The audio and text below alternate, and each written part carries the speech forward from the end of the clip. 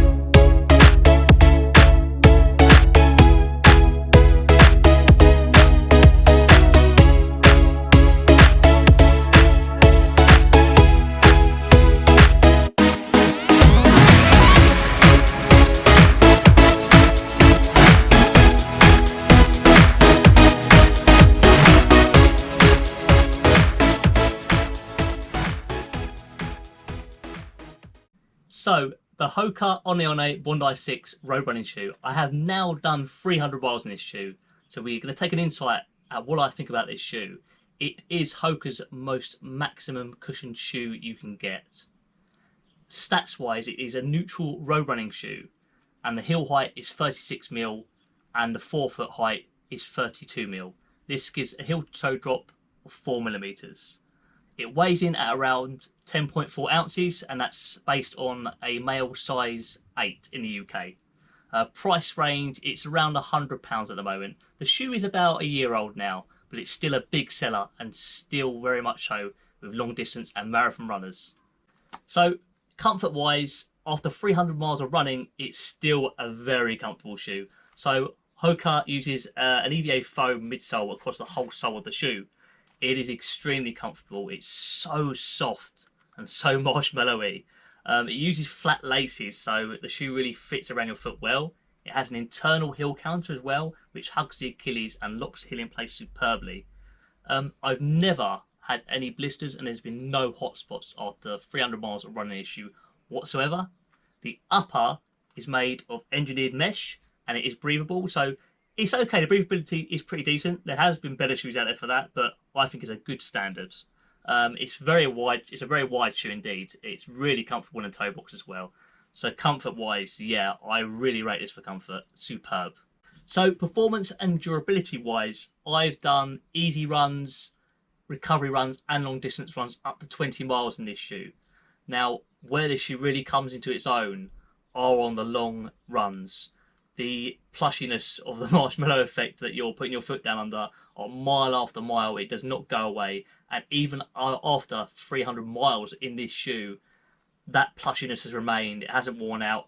I know some shoes can firm up on the actual base, but this really hasn't at all. The marshmallow effect is still there. It's still a really comfortable shoe to run in. Now, although it does have a great plush effect, it's not the best shoe for energy return. That's not what this shoe really is about for me. I think for energy return, you're looking at a lighter shoe. If you try and do some speed intervals of sorts and maybe some tempo runs and heel reps, this isn't really the shoe for that. It does weigh a bit more than a shoe you would use for faster sessions. And where the energy return isn't there, it does seem a bit clumsy if you try and do a speed session in it. So I wouldn't recommend it for that. I have tried them, but I really wouldn't recommend it for that at all. Now, one thing, it does have the meta rocker that Hoka are famous for. So when you're going from the heel to toe, the transition is really nice. You can see the shape there. It really smooth shape, a really smooth transition. That does help push you on the toe off a bit. So that does take something good from it, considering it hasn't got that energy return. Now, initially this shoe is quite good in the wet, on wet roads and wet pavements. I have noticed a slight bit of slipping. Maybe after about 250 miles I noticed that, but it's really minimal. You will not notice it that much. It's still very much runnable in the rain and the wet weather.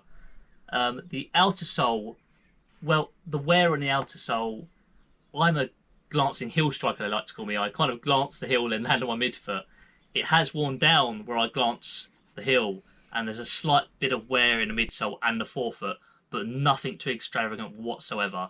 I think the tread's done a really good job 300 miles in.